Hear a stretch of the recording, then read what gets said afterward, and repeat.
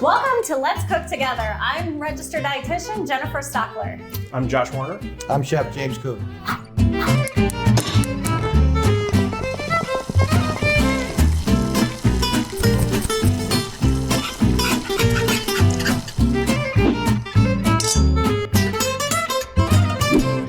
Today on Let's Cook Together, we have a fun spin on a classic carrot cake that we're doing, which has a lot of different ingredients and maybe some that you're not so comfortable or familiar with working.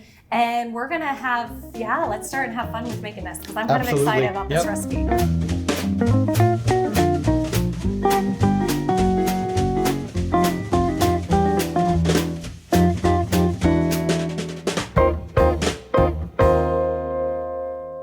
So one of the first things too when you're baking cookies or any kind of muffins or cakes, we really want to start with unsalted butter. So I have 1 cup of unsalted butter here.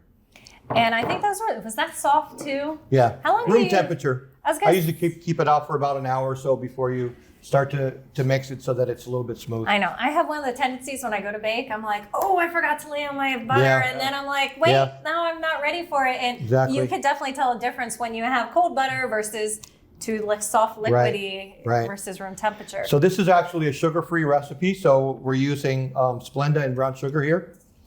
One thing to think about if you run into that situation with the butter is you can take an actual glass, put some hot water in it, pop it in the microwave, and then take your butter and just set the glass over top of it and it'll soften it up to room temperature. How long does that take? Only just a few minutes. Oh, so that's it's a very, smart very tip. quick tip.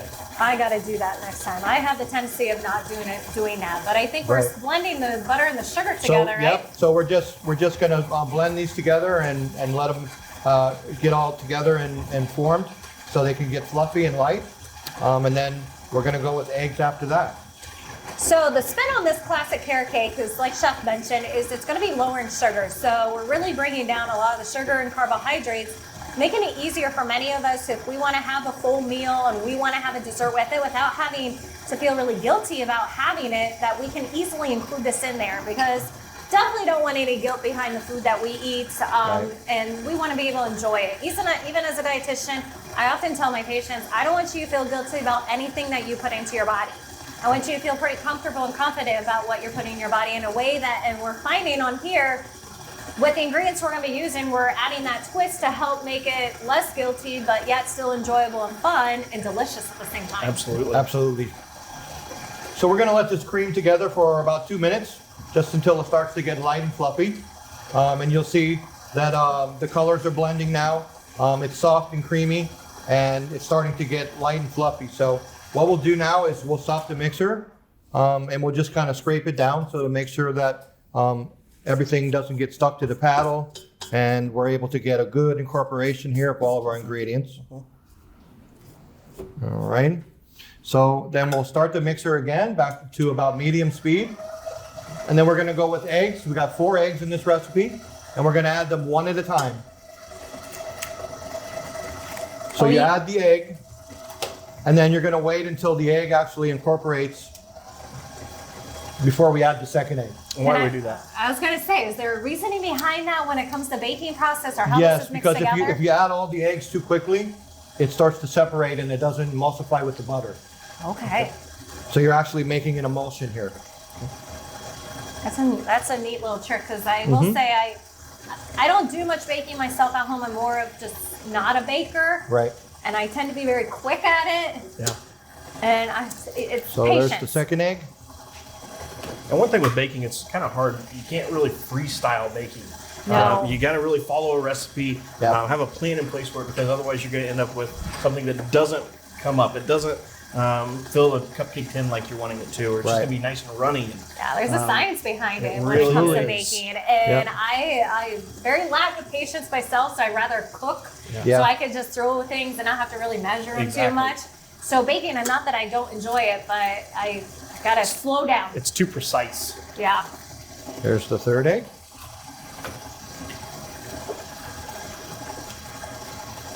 So one thing with this carrot cake, and we're going to get to it once we start doing the carrots, but you can really do a couple different things. We actually chose to use fresh carrots, and we julienne those ourselves with a box grater. But if you're in a rush, you don't have the time, you can go out and you can get just the matchstick carrots from the store. Kind of run through the robo or the Food processor. food kind of processor. it? There you go. Yeah. Thank you. Just kind of to shred them down a little bit more. It works out just as well. I say I'm very much used. I usually grate my own too Yeah, and kind of yeah. break it down like you did. Yep. And, I very much do like that and a part of it. And again, carrots with the carrot. Right. The fresh carrots with Yep. it. I like to grate the carrots myself as opposed to the matchsticks. They do work. But this way you get the natural juices as well. Yep, absolutely, not which dry. brings another moisture Yes. of a Yes. product to it. Right. So we're gonna let this mix here for about 2 minutes. So I have all the eggs in there now, and you can see that they're all incorporated, and it didn't separate, so that's a very good thing. So then we're gonna actually stop the mixer, and then we're gonna start to add some of our other ingredients here. So I have 2 teaspoons of ground cinnamon, 1 teaspoon of sea salt. We have here some backstrap molasses. This is a tablespoon and a half. I like that unique flavor going into this carrot Yes. cake recipe because it is going to bring another component to it that you might not get in most of the other recipes. Or again, something that I feel like a lot of people aren't familiar with using. Yeah. Right. So whenever I do molasses in a recipe like this, and when I pre-measure it, I always add an extra half a teaspoon for it what sticks to sticks. the bowl. Yep. So just a little trick. It's good to know. That is a very good trick to know. 2 teaspoons of baking powder. Not to be confused with baking soda. Correct. But either one will work in this case. Teaspoon of vanilla. And then this is another ingredient because commonly in carrot cakes they have pineapple. So in this particular case, we're just going to use an extract to give the flavor without adding the carbs from the pineapple itself. Carbs and decreasing that carbohydrate intake, Right. which we will talk about kind of breaking down those carbs and what this looks like as well. Okay. So we're going to let that mix on low just to get all those flavors together. Now, while this is mixing, before we added in brown sugar, Splenda brown sugar, so sugar substitute, artificial Right. sweetener to Yep. help again decrease those carbohydrates and the amount of sugar that's found in it. You could use other products as well besides the brown sugar, Splenda brown sugar. I mean, there is a monk fruit Right. kind of blend that can be used as well. If you're looking for more of a natural way to add in the sweetness in it without something that's maybe more chemically lab made, which Splenda is. It's something that doesn't come naturally from the environment where monk fruit kind of does. So if you're someone that's kind of interested in that, monk fruit's kind of gaining Yeah, popularity it right is. now. It is about 150 to 200 times sweeter than regular table sugar, so you don't need as much of it, but Right. it does provide the sweetness without the carbs and without the calories. Yep. Excellent. Okay, so we have all those things blended in there together. So now we get to the point where we're going to add in our 2.5 cups of grated fresh carrots. So also, Jennifer, you know, at this point, if you wanted to substitute this, you could use fresh zucchini. Kind of like a zucchini cupcake kind Yep. of aspect, or zucchini cake, Yep. depending on If what you're not a carrot fan, you could definitely substitute with zucchini. Or I'm thinking another option for when you have all the zucchini coming out of the garden and you can't Uh-huh. keep up and you just Yep. need another idea, like why not Exactly. use zucchini? Very much similar. So then we're going to add 1.5 cups of chopped pecans. And you can use any kind of nut you like, really, if you prefer walnuts or macadamia nuts even would work good in here. I like that because it's going to be adding a good source of actually protein to this. I love incorporating nuts whenever I can find it because Right. protein, healthy fats, and fiber are going to be incorporated into it. I'm often telling my patients when I'm working with them, nuts and seeds, some of my favorite foods to add into those meals as much as we can, and Right. desserts too. Right. Excellent. And it just gives a nice crunch. Yep. Oh, absolutely, texture. Last ingredient is we're using almond flour in this recipe. So it's 2.5 cups. If you would happen to use regular all-purpose flour, is there a conversion that goes with the almond flour? I think that the almond flour is actually, you would need to use a little bit more. So if you're using regular all-purpose flour, you could cut that back to about 2 cups. I was going to say, I'm pretty sure there was a conversion there. And again, a nice thing about using this almond flour, it makes this recipe a gluten-free option for those who do follow more celiac or gluten-free. It provides another option there for you to work with, which we know there's so many different types of flours on the market than there ever has been historically. So you could look at other types of flours to work with. Just be careful. There is a conversion when you go from regular all-purpose to some of these like almond flours, quinoa flours, rice flours, things like that. Yes, yes. So we're going to put this back on low speed and just let this incorporate nice.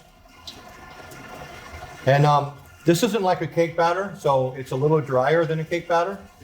So when we put it in the muffin cups, we just use a scoop. It's the best way to do it. If you don't have a scoop, that's just fine.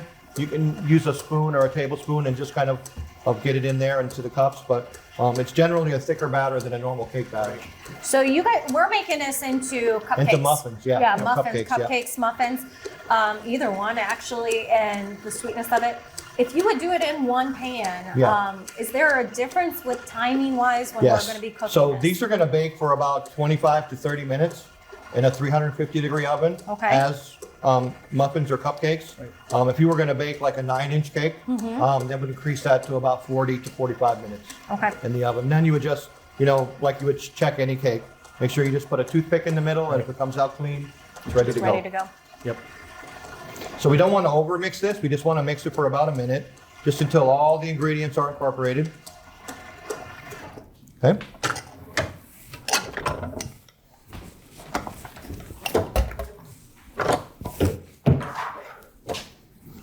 So I have the muffin cups here, and I like to use these papers because it just keeps the muffins clean and easy to get out of the pan and less cleanup, right? Absolutely. And it makes the cupcake actually a little more attractive. So I'm just using a 2.5 ounce scoop. So just level scoop, and we're just going to scoop them right into the muffins here. And this will make exactly 12.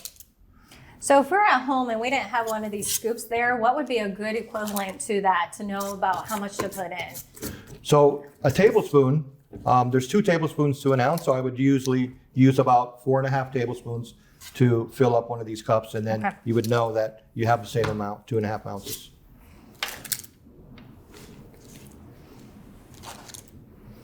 My daughter loves to make cupcakes at home or things like this. I'm thinking she would do better with a nice scoop like that versus having the mess everywhere. Absolutely. She's become quite my little chef. She's getting into doing meals like this. This would be right up her alley, trying these things. And it's a really good recipe. It comes out just right. Exactly 12. Looks perfect. There we go. So then we're going to put these in a 350 degree oven for about 25 to 30 minutes. And again, we'll check them to make sure they're done. And then when we come back, we'll make some sugar-free frosting to go with them, cream cheese.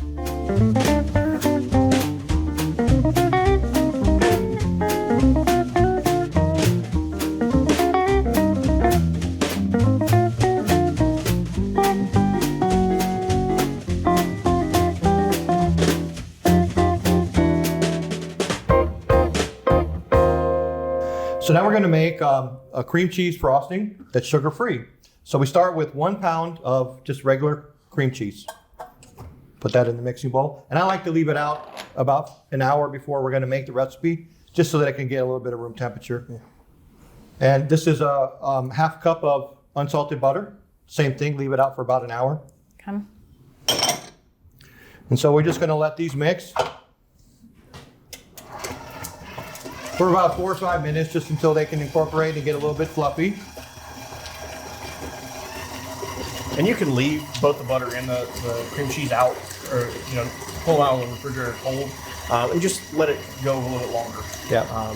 The friction will kind of allow itself to just a little bit. down, It speeds up the process a little bit and allows it to get a little fluffier faster. Yeah.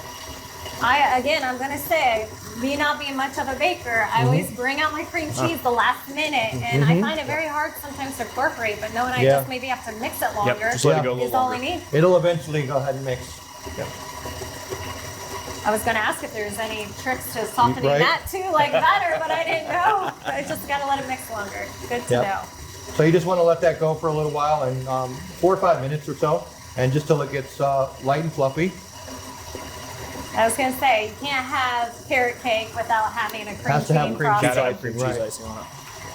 And for the fact that we're bringing down those carbs, which will bring out that nutrition once we finalize them, just to let you know how this is, again, easy to incorporate. Right. All right, so we're looking pretty good here. So we're gonna go ahead and stop the machine.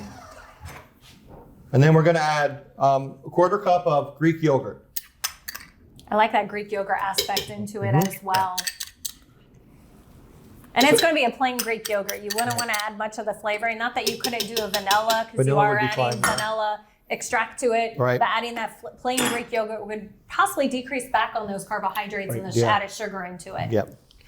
So then we're just gonna add a teaspoon of vanilla.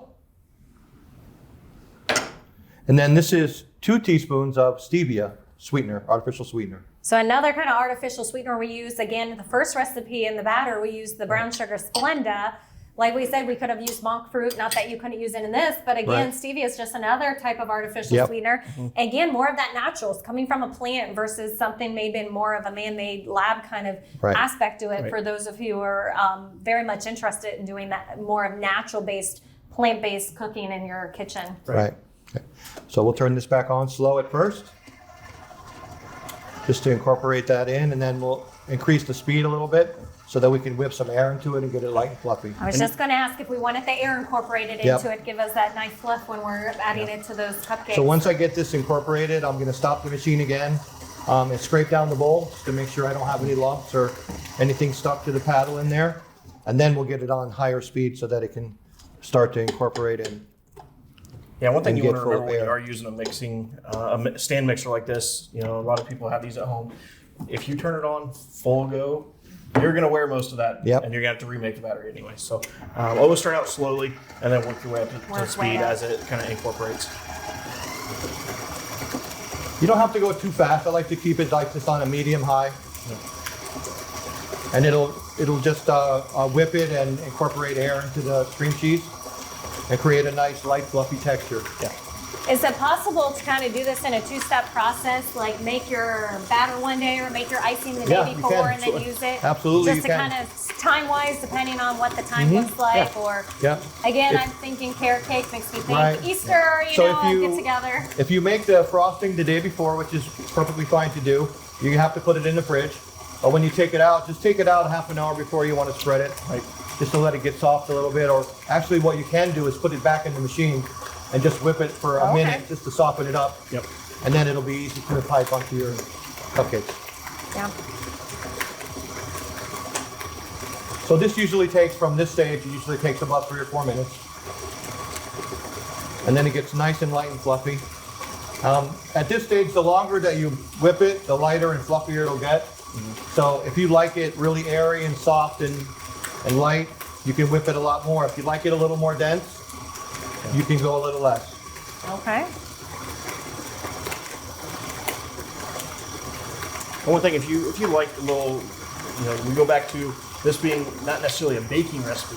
So if you like to add a little bit of extra vanilla or vanilla extract, you can to that. Sure. It's not going to affect the Oh, ink okay. quality. In case So you like more of that vanilla taste Absolutely, to it. yeah. You can also add some coconut to it on top to Oh. go along with the. That's That a would great be idea. really nice, adding that into there. All right, I think we're all set here. So as soon as we can get the cupcakes out of the oven, then we'll go ahead and top them off.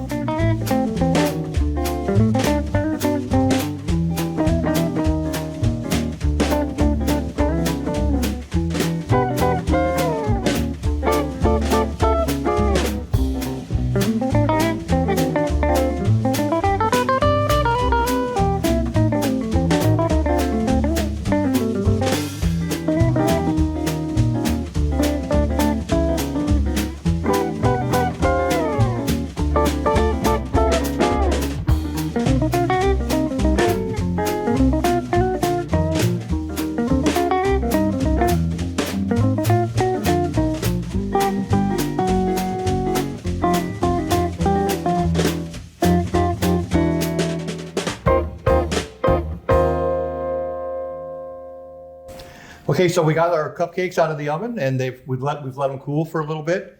This is our frosting that we just made, a cream cheese frosting. And I like to use a pastry bag because for me it's the easiest way to frost a cupcake or even a cake. If you don't have, you can buy these, they're disposable pastry bags.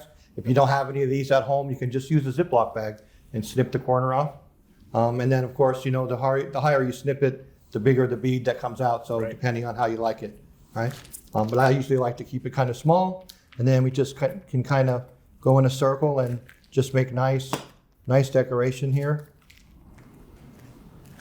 And they usually come out real nice and pretty.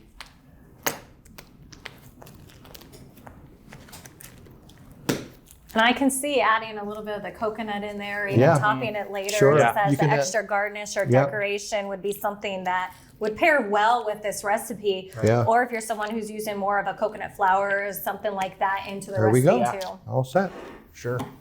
And especially like this time of year now, if Easter's coming up, so this would be a great Easter dessert. Very much so. You could hit it with some lemon sprinkles or anything like that you would want to use, or some different colors like for Easter eggs and things like that. So they're Make really it fun. versatile. Yeah. I really like that too. Kids So, can help and decorate them and things like that, so it's good. yeah. Now we're looking at nutrition with this because it is gluten-free, lower in sugar. As a diabetes educator myself for Read Health, we talk a lot about carbohydrates. I have a lot of individuals interested in this, like how can I add desserts into my meals or have it a part of this? So breaking down the nutrition for this, we made 12 cupcakes. Per cupcake, we're looking about 11 to 12 grams of carbohydrates because it's falling right in between there. So I'd round it up to about 12 grams of carbs. Because of the certain flours and the nuts and things that we're adding into it, actually adds a fiber component into here Right, too. good deal. That per cupcake, we're looking about 4 grams of fiber. So one disadvantage of kind of going to the lower sugar aspect is there are going to be added more fats to this. So the fat content in one of these cupcakes are going to be a lot higher than what would you get with some typical kind of baked recipes. Because sometimes when we're taking away the sugar, we got to add the fat in to replace it. So when we're baking things. So fat content wise, we're going to see a little bit higher total fats. So those of you who are more conscious because of maybe health reasons, gut health, whatever that might be, you just have to find that nice balance. As for incorporating this into a meal, I'm kind of thinking about our last episode where we had that pork loin, we had that whole meal. It was a little bit lower on carbs. That way, if you wanted to enjoy a dessert with the meal, you could easily add one of these in for 11 grams of carbs without feeling guilty and keeping that carb range in check to help prevent an elevation of blood sugar after that meal. And you're getting a nice meal, you're getting your veggies, and you got your dessert with it. So all a win-win there nutritionally as well. Yep. All right, so we have these lovely cupcakes. They look delicious. So we'll take a bite in here. Yeah.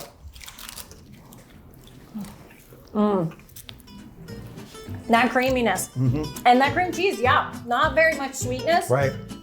But with the added of the cupcake, it blends so well together. Very and I nice. love the combination of it. Very dense and very moist in there as well. Yep. Great option to add in there.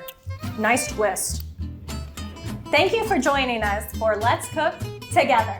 We hope you enjoyed this month's recipe where we did a twist on the classic carrot cake. We can't wait to see you at the next episode.